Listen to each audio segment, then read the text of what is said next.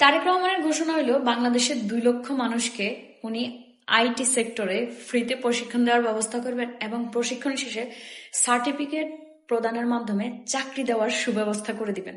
জি, যে কথাটা শুনছেন এটা আসলে 100% সত্যি একটা কথা।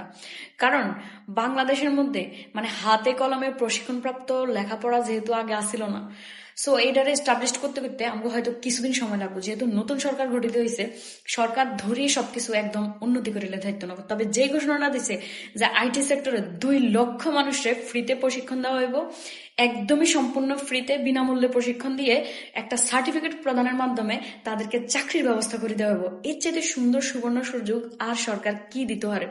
কারণ ঘরে বসে বেকার না থাকে, আইটি সেক্টরেও আমরা যদি একটু ফোকাসড হইতে পারি, আমরা যদি একটু কাজ শিখতে পারি, তাহলে কিন্তু আমরা ঘরে ঘরে বসে বসে ফ্রিল্যান্সিং করি, বৈদেশিক মুদ্রা মানে হলো বিদেশি রেমিটেন্স খুব সহজে বাংলাদেশে নিয়ে যেতে পারি।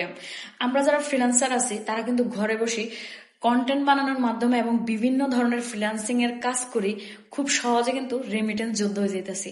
সো তারেক রহমানের এই উদ্যোগটা খুবই অ্যাপ্রিসিয়েটেবল এবং ঘরে ঘরে মানুষের জন্য এটা সত্যি অনেক প্রশংসার একটা বিষয়।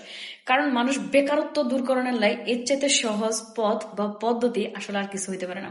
এত ভালো একজন সরকার পাই আমরা আসলেই গর্বিত। কারণ যে সরকারের মাথা থেকে এত সুন্দর চিন্তাধারা বেরোতে পারে মানুষের জন্য, তিনি আসলে আমাদের সবার জন্য কল্যাণকর সরকার।